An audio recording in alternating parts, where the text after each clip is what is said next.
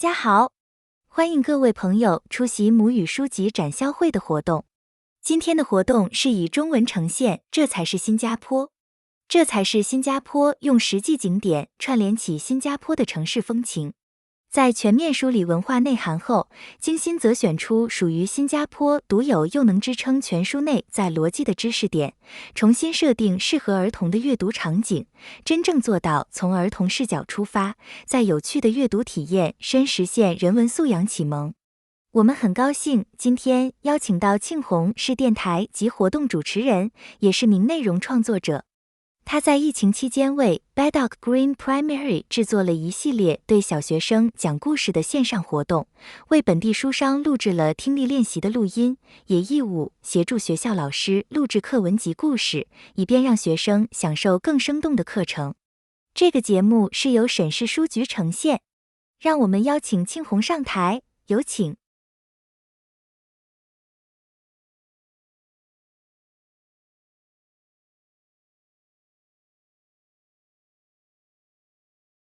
Hi, ladies and gentlemen. Very good afternoon, and welcome to the Mother Tongue Language Book Bazaar 2021. 欢迎来到我们的母语书籍展销会2021。我是庆红，是今天的主持人以及今天的分享嘉宾。Thank you very much for taking time out of your busy afternoon to join us for a fruitful session where we are discussing some books and sharing some quality reads with you guys online. It's really a great pleasure to be able to connect with each and every one of you. So please help to like and share this video if you have friends interested in Chinese books, because we are going to recommend one great one today called 这才是新加坡. And today, of course, we are from JSIM Education. So JSIM Education is dedicated to providing very, very quality reading and learning materials to empower children on a lifetime journey of reading. I think it's very, very important to cultivate and empower children with reading habits that will last a lifetime. And so the motto of JSIM Education is I think, I read, and I write.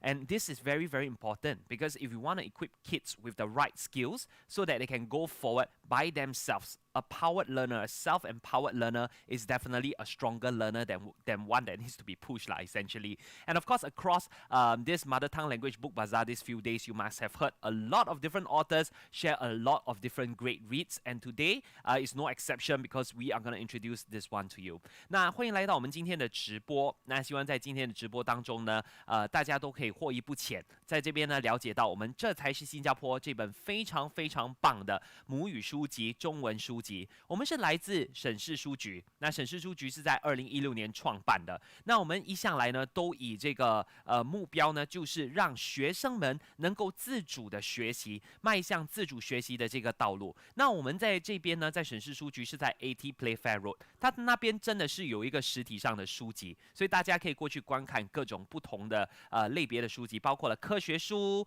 母语书、英文书、马来书都有。所以大家可以过去呢看一看，到底呢能用不同的素材还有不同的教材呢丰富孩子的这个学习体验。And of course, we do hope that we are able to get more partnership with schools to launch new programs together with schools to benefit them as well.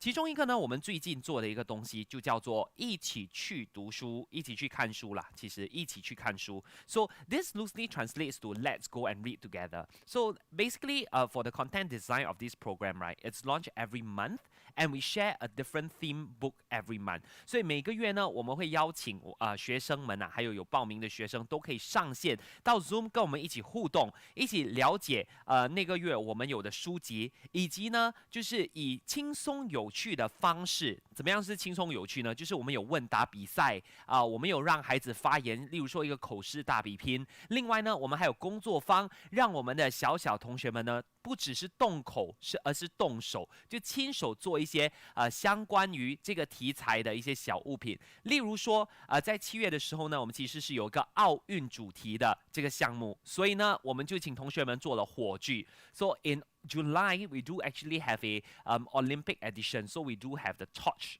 We invited students to make the torch all online together with us. And in August, we had a National Day Parade edition. So for that, we invited students to paint their own flags and to wave the Singapore flag with pride. 在8月的时候呢，迎合了我们国家的生日国庆日，所以当天呢，我们也是请了就是我们的学生上线来一起呢制作新加坡的国旗。那说到新加坡呢，接下来这本书啊，一定是大家会非常非常喜欢的，因为呢，接下来这本书呢，其实就是在讲新加坡，它叫做这才是新加坡，很特别的一本书籍。所以我现在拿起来给大家看一下，这就是这才是新加坡的书籍。OK，This is Singapore， 这才是新加坡。我觉得很有趣的方式是，第一点就是说，这本书籍不是新加坡人写的。我觉得这个本身就是一个很有趣的一个角度，因为身为新加坡人，其实我们有对自己国家很大的一些盲点，因为我们觉得什么东西都看过了吗？什么东西都学过了，还有什么有趣的呢？那在这本书当中，你就可以看到很多不为人知的新加坡秘密。Over here, of course, we set out on a journey to discover Singapore's best hidden secrets. Everybody will learn through science, through a cultural angle, through the different races and religion to understand what Singapore truly is and truly has. So over here, this is 这才是新加坡。所以在开始之前呢，我其实要跟大家讲，这本书籍其实呢它有其他的版本。所以我们这位作家呢是中国一个非常著名大学的一个毕业生，然后他也是作者。所以呢这边呢他还著作了其他的名作。那这才是巴黎。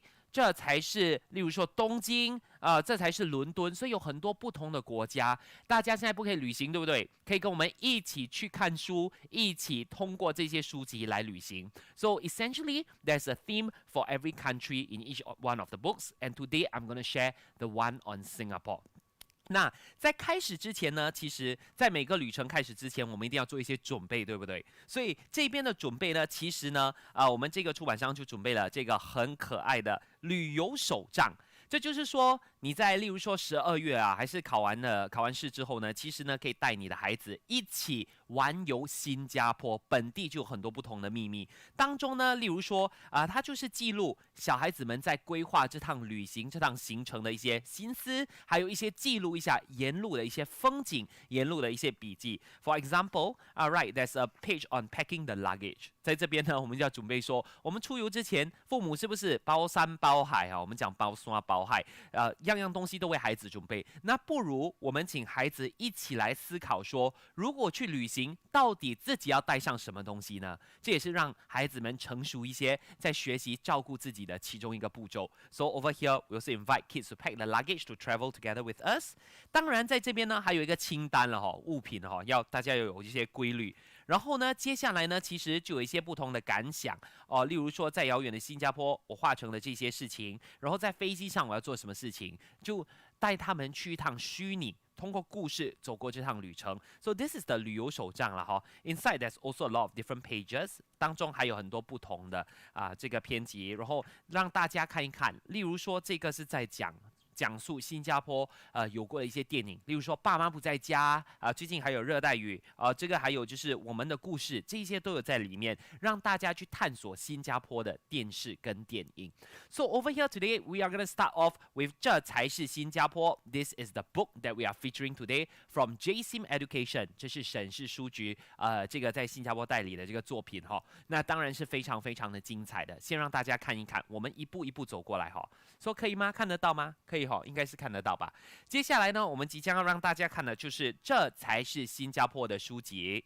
那这才是新加坡呢，它是一本很可爱的书，因为它是用孩子的视角来探讨、来看一下新加坡不同的景色。我们给大家看一下所以它是以一只叫做蜗力的蜗牛的视角来看看新加坡，来走走新加坡。So this is actually taken from the view of a kid's perspective and through the character named Wally, who is a snail. Wally walks very, very slow, but somehow he can teleport all around the place and he can make sure that he uncovers and leaves no trail behind. Maybe because he walk very slow that's why he's able to capture all the scenery. 所以呢，从窝力启程呢，其实是从北京启程，然后去从星星架起的新加坡。大家可以看到那个动画都是非常非常的可爱，非常的迷人的。所以我们不是用字来讲一个故事，我们是用画面，我们是用不同的这个元素来激发孩子的想象力。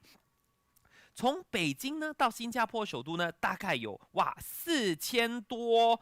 哇，好多4000多公里是吗？然后有好多的这个就是要飞过来。Wally 就从北京飞到新加坡。This is Wally's journey from Beijing to Singapore because this is written from a view from a perspective of a Chinese author from a Chinese kid as well。那在目录你可以看到，我们今天会讲的是什么呢？有看到小红点哦，生机勃勃的小红点。新加坡是麻雀虽小，五脏俱全，因为我们是样样都有的一样国家，对不对？然后第二个篇章呢，就可以看到多元文化的国度 （multicultural country）。那接下来呢，在第3章的时候，我们就可以看到了横空出世的滨海湾。滨海湾呢，就是 Marina Bay 那一带，是新加坡风景线非常著名的一个地段。So everybody knows Singapore is known for cityscapes and the skyline. So Marina Bay is one of them that we shall look into it. The other part is all about the animals. 我们有动物游乐场，包括了新加坡著名的动物园、夜间动物园，还有就是 River Safari 等等的。所以我们这样一篇一篇讲起，那比较有趣的地方呢，我会将花多一些时间向大家一起解释。大家准备好，一起来探索新加坡。所以呢，如果你有这个旅游手账的话，其实在这一刻呢，跟小孩子一起去到实体的现场，就可以体验当地我们说当地就是例如说你去zoo 啦，你去River Safari 都可以带着这本旅游手账，孩子们可以边画画啦、拍照都行。所以在这边呢，我们先从第一个 chapter 开始。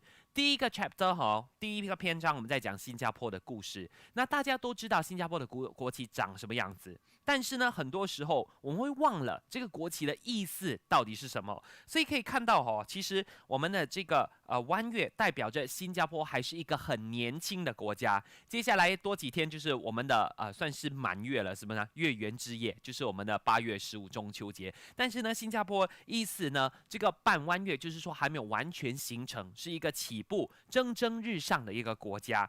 下来呢，我们有5颗星星，代表了民主、和平、进步、公正和平等。大家会不会觉得很熟悉呢？当然是新加坡信约就是我们的 pledge 上面的一些东西。另外呢，当然红色就代表着平等和友谊，然后白色呢就代表着纯洁以及美德。So these are some of the meanings that are infused into the book for the Singapore flag, so students can understand better as well. 那也有说到1965年8月9号是新加坡正式独立为自己一个国家的这个时候啦And of course, we are also a financial hub. 在这边的话呢，也讲到新加坡其实之前呢是有这个4小龙的名号，在亚洲当中呢就有台湾啊、香港啊，还有新加坡，还有这个韩国呢，这些都是亚洲4小龙，这是以前的一些称呼So Singapore is also a very big financial hub in that sense.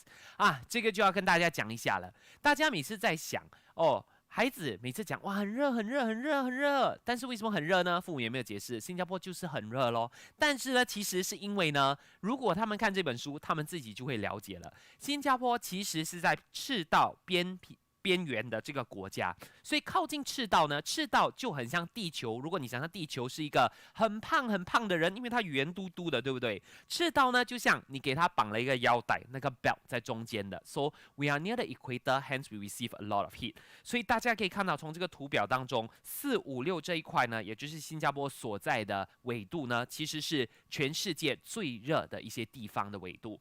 所以在这边的话，你可以这样跟孩子解释的。So you can see there's a lot of science also 啦。当然还有联想到我们中国文化的话呢，就是这个孙悟空跟这个唐三藏，他就说哇新加坡好热啊，你去借芭蕉扇吧，不用了，你去新加坡来就可以。新加坡天天也是下雨的。这边呢就可以看到它的降雨量很可爱，对不对？1月好多，2月少了一些，3月多一点，4月、5月、6月、7月，当然到11、12月到年尾的时候，吹起季风的时候，都会特别多的雨。这个时候呢，当然他也有解释说，从水这边会蒸发变成蒸汽之后呢，到了天上就会变成云朵，云朵呢随即变越来越沉重之后，就会形成乌云，乌云就会降雨了。So this is actually explaining the natural process of how clouds are formed, especially in Singapore, where rainy weather is pretty much the norm. 接下来呢，我们要看的这个就是我们非常特别的玷污。这个你可能在马六甲、在槟城也是看得到。在新加坡呢，其实有很多不同的地方都有玷污，主要是如切啊，还有 Batin Road 那一带都有一些玷污。所以这些玷污呢，其实很多的历史，它在不同的年代呢都有不同的样貌，而且都拥有不同的这个建筑的这个材料建成，所以它最重点的一个特色必须说的 ，This is the 5-foot-way 啊，最重点的一个特色是说一楼永远会退5英尺进去，就是它有一个走廊，有盖的走廊。为什么呢？大家有没有想过？刚才我们刚刚讲到新加坡的天气，对不对？天气很热，而且会下雨，这就是来佛士的创作。这是来佛士的创作，他就是在刚开始我们在当英国殖民地早期的时候呢，来佛士其实是有规划说，因为新加坡这么热。又这么多雨，那怎么办呢？我们就建一个公共的走廊，那也形成了这个整个概念是贯彻在新加坡建设基础当中。你有没有发现，现在 shopping mall 外面也是有走廊，也是有盖走廊？你倒不知道每个地方它都有这样的一个设置的。那其实是呢，一种启发，也是提醒着人们呢，一定要为大家提供一个公共的走道，也让大家不要遭到日晒雨淋。These are all part of Raffles Town planning for the 5-foot way, so it recedes 5 foot in on level 1 to provide a shelter from rain and sun. Now, ladies and gentlemen, other than that, right, there's also other interesting facts about our shop houses. 在这边呢，传统的店屋来说，它中间有一个天井，天井当中它就会透光，所以你的那个房子里面呢，即便不开灯的话呢，也是有光的。大家要记得哦，我们的那个电力不是说以前说有就有，我开一下它就马上开了。So light was not always available, you know, on hand, on cue, on response. So this is actually the idea of having glass on top to let some light into the room as well. 那这个当然是说我们新加坡因为种树很适合啦，很多阳光啊，很多雨量，所以都非常非常的适合。OK， 到了我们的鱼尾狮公园呢，我们现在要讲那个鱼尾狮 Merlion. Why is it called Merlion? I think lion is pretty much ingrained in the Singapore identity because of Sang Nila Utama, who apparently saw a lion but definitely wasn't a lion because there are no lions in this area of the world. Probably in African savanna, but not here. 所以在这边呢，其实 Merlion 就是鱼跟狮子嘛。Mer 其实是有这个海的意思，在爪哇文当中 ，in Javanese it actually means somewhat means sea 啦 ，yeah, it cannot be directly translated。所以当然呢，新加坡的历史也是非常的特别，这就讲述我们早期的一些发掘到新加坡的一些起源，还有以及他们的故事。那我们要讲到来佛士，对不对？来佛士当然是刚开始呢，其实新加坡的很多的建设其实都来自因为我们是英国殖民地，所以他们在这边呢建筑了很多不同的基础建设。So over here, we are talking about Sir Stamford Raffles, who actually negotiated a deal, right, to build a port for Singapore. That's because he saw a future for Singapore's port. Driving through the Suez Canal all through to Asia, that is actually a very, very common route. And sea routes were an important way because flights were not always commonly available back then. 在那个时候呢，其实呢，在来佛士的眼里，新加坡的海港确实是一个非常非常值钱的地理的价值。为什么呢？因为呢，从前走海路运输嘛，我们在讲就是做生意的话，他们必须走海路，所以新加坡在一个非常非常重要的地理位置。所以从来佛士看来呢，它其实是发展了新加坡的海港。那你也可以说，海港是新加坡早期致富的原因之一，也是我们发展的重点项目。So our port is one of the most important. In fact, it's one of the biggest bunkering port in the world, if not the biggest. 所以在为这个船只添油其实新加坡是在世界是数第一的。上次我就是主持过一个他们就是关于船只的一个协会，他们就说，其实新加坡为船添油是世界上第一，世界上不是亚洲，世界上。所以呢，在这边呢，来佛士要在这边建海港，当然呢，我们的当时的主子也要跟他拿一些好处，对不对？你建海港就建海港，为什么不要给别人建？At that point in time, right, they had to negotiate a deal. So with the Sultan of the Temenggong, right? 所以在这个时候呢，他就说：好，你要在这边的话，你要答应我几个条件。第一点，我的女婿一定要成为苏丹他要帮他上位。另外一个呢，每年都要给年贡，就跟以前例如说在大清江山还是在以前的那个中国朝代的时候，也是同样的，他们都要上年贡。另外呢，就是要为他建筑一个宫殿，还有一个回教堂。So they had to exchange a few conditions in order to build the seaport over here because because definitely it will benefit the British. But they probably didn't see how much extent 啦 it actually does. 所以这些都是在书籍中讲到的一些东西，在这才是新加坡，以不同元素来了解新加坡。这个也是同样在说那个海路啊。然后呢，你会发现到新加坡不同种族的聚集地呢，为什么华人会在牛车水？那为什么这个印度人会在物操地区？这些都是在书中有解释的。So because of the sea route, right? Chinese actually stationed very, very close to the quay. Why to the quay? Because the Chinese immigrants were of the most, they were of the majority. So it's easier to settle them down nearer to the coastline, nearer to where the port is. And of course, after that, the river then became a splitting point. 这个河呢，新加坡河呢，成为了不同种族文化的一个分割切割的一个地点。你可以看到，印度人以前呢是在这个地方叫做朱列冈榜 ，This is called Kampong Chulia, which is the old Indian kampong. And later on, they move on to Rochor, and later on what we know as Little India. 那当然呢，马来人的话呢，之前其实是在，等一下我找一下。这个欧洲区是也是靠近海港，然后马来族的地区呢，居住是在这个地区，对，所以都有切割开来啊，这是因为那个河的关系，所以是非常非常的重要的。Next up, of course, when we look at the structure over here, then you do realize that there's Chinatown, there's a lot of different areas that they go to 啦，So I'm just gonna fast forward a lot more to different areas, and of course 这些种族的大家可能都懂，好像沙里啦，还有就是说格杜巴啦，它当中就有解释了不同文化的文化特色。Alright， 所以到这边的话呢，我想要把大家的时间呢转移到这个很特别的一个篇章，它就是说呢双螺旋桥。This is called the double helix bridge。这个双螺旋桥其实是非常有意思的。So what does it look like exactly? It looks like DNA。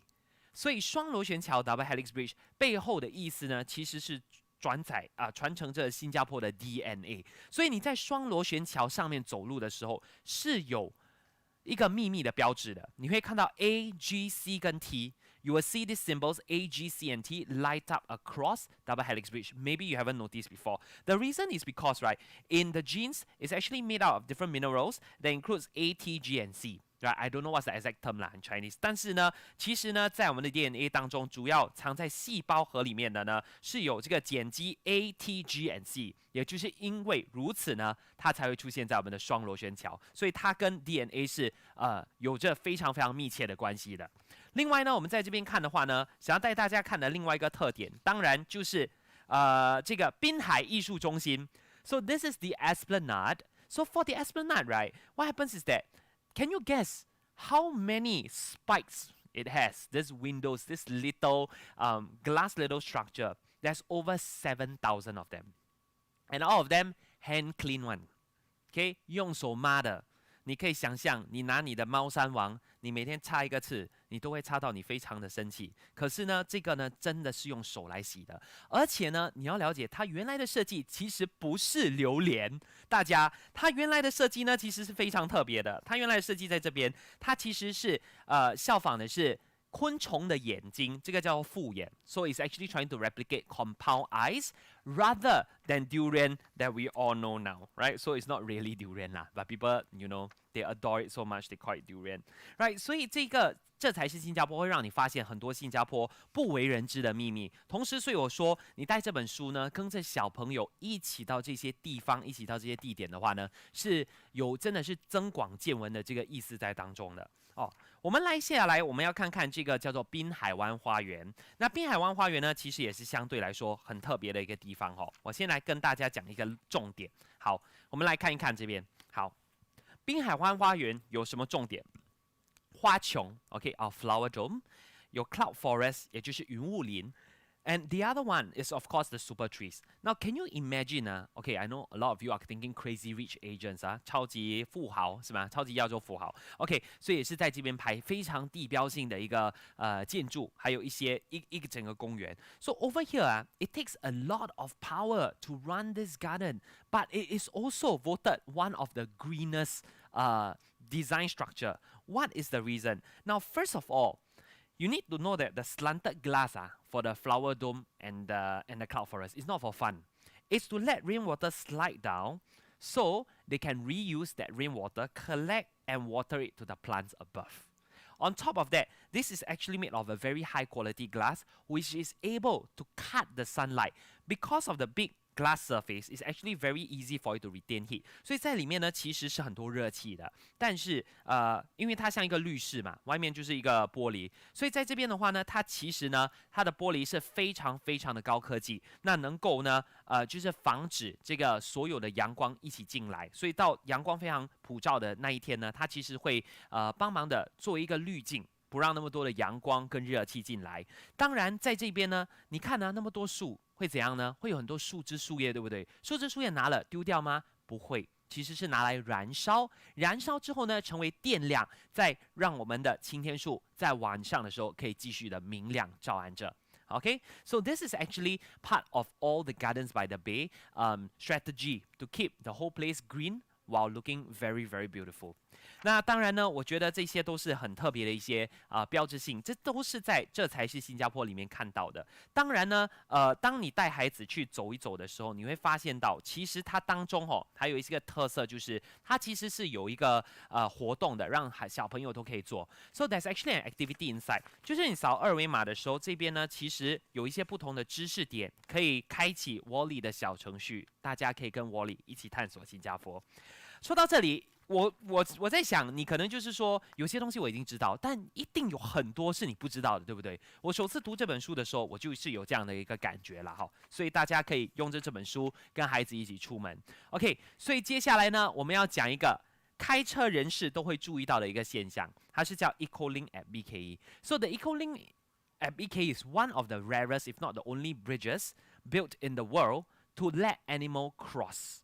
这个呢，其实 EcoLink and BKE 呢，耗资是1600万元，主要的目的是让小动物能够安全的从一个丛林到另外一个丛林走过。为什么呢？因为呢，之前呢，这个我们的这个 highway， 其实它上面呢，其实它穿插了整个丛林，所以丛林当中就有很多小动物。你 imagine 啊，你想象一下哦，你突然间从你的客厅走到厕所当中，中间我放一条高速公路，危险吗？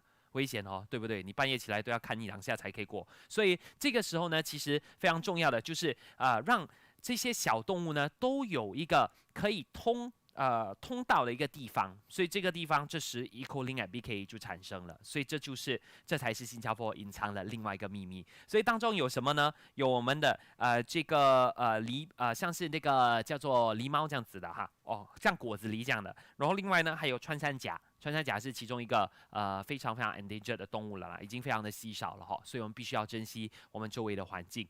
另外呢，当然还有讲到我们的 Night Safari， 还有讲到我们的飞禽公园，另外当然还有讲到。你看，它从一个知识点到另外一个知识点几乎是无缝隙的。当我们说到鸟的飞行的时候呢，其实这才是新加坡就告诉你说，我们的飞机到底是怎么来的。So it's the integration essentially between language, science, and culture all in one book, and the only one central theme over here is Singapore.这才是新加坡，所以这本是对我来说我非常喜欢的一本书，我觉得非常值得推广。那当然呢，当你买这本书的时候，它还有附送一本旅游手账，然后它还有其他的地点。如果你喜欢跟Wally一起旅行的话，其实它是有去到伦敦啊、纽约啊，有去到很多不同的地方。每一本书都会去一个地点，然后让你看一看这边的景色的亮点。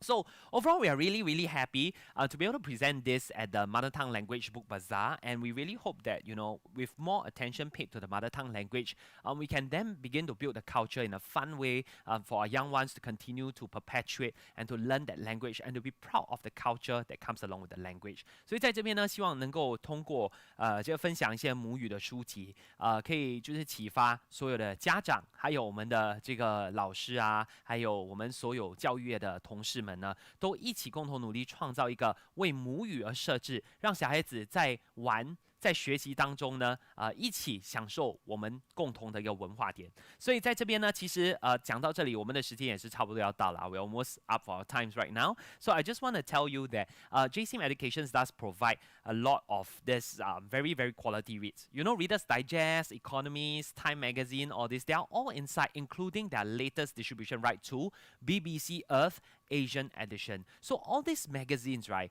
they are carefully curated to make sure that there are a lot of quality that comes along to ensure that you read nothing but the best. What is the difference from internet to magazines? Magazines are more curated, they're more regulated, hence you already have sort of a firewall to what you take in. Now there's not a lack of knowledge, but there's a lack of curated knowledge. 所以在这边呢，我们也希望说，如果你对这些非常有素质的这些教材以及书籍呢有兴趣的话，可以到 JSIM Education 的 Lazada page 看一看哦。我们的合作伙伴之一今天也是 Lazada， 所以你可以去 Lazada 那边找 JSIM Education。Otherwise, you can also find us at AT Playfair Road. AT Playfair Road 那边就是靠近傣城，然后你们可以过来看一下，他们很多不同的书籍，同时有很多教育性的玩具，所以大家可以过去看，从小在幼儿班就可以运用到的一些教材，然后在欢乐中学习，我觉得是最漂亮的一件事情了。然后 of course, we also want to remind you guys if you want to join us for 一起去看书。So at the start, right, I was mentioning that we hold monthly reading sessions with our kids. It's not just a reading session, it's a workshop where kids get to try their hands on craft work, they get to answer different questions, they get to speak up, learn some oratory skills, learn some new words. 在这边呢，其实一起去看书，我觉得是我本身主持的一个活动啦，所以上2届我们谈了奥运，还有这个国庆日，我都觉得是获益不浅。然后小朋友可以通过玩，通过做来学习中文。那从此呢，其实小朋友就会开始喜欢这个语言，从而贯彻呢终身学习、终身阅读的这个兴趣。So we also have another activity upcoming, which is coming at tomorrow. 明天是19号了，对不对？那明天下午4点半呢，其实有我的好朋友，那就是婉芬Kelly， 他会分享一起去旅行。一起去旅行不是这个 series 啊，一起去旅行是给我们的青少年以及成人读的这个书籍。那它其实是一本旅游的一些记录，还有一些旅游作者的一些想法。So that will be on tomorrow with DK and as well as facilitator Kelly Low. So once again, thank you so much for joining us. You know, you can also join our Telegram group. Yeah, so join the Telegram group. You can get exclusive news on great educational material, publications. All these are all possible. 在这个时候呢，庆红也要跟你说一声再见了哈，谢谢你上线，真的非常感谢。那希望在这半个小时之内，你有学到一些新的东西，然后呢，也有充实的利用了这半个小时，谢谢你们。然后希望你们可以继续关注我们的母语书籍展销会，因为这个对我们的母语、我们个人的文化是有很大的启发性的。Thank you once again for attending Mother Tongue Language Bazaar 2021, and please do continue to follow and like SBPA, continue to like NLB, continue to like JSIM Education for more news on quality reads and better education materials for our kids as well. Thank you and see you.